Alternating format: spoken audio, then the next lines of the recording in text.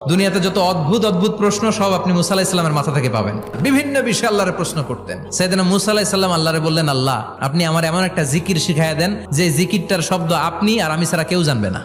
দিনে রাতে সব সময় এই জিকির আমি করব, আপনারে ডাকবো, কিন্তু শর্ত হলো এই জিকিরটা জানবে শুধু আপনি আর জানবো শুধু আমি। আল্লাহ বললেন, মুসা পড়ো লা ইলাহা ইল্লাল্লাহ।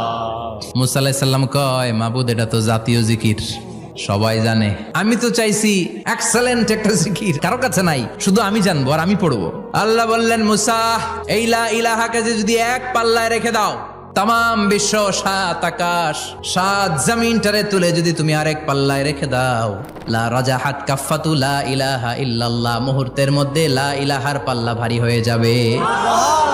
ও মুসা, তুমি যতই এক্সক্লুসিভ জিকির চাও, লা ইলাহার চেয়ে দামি জিকির আমার কাছে নাই।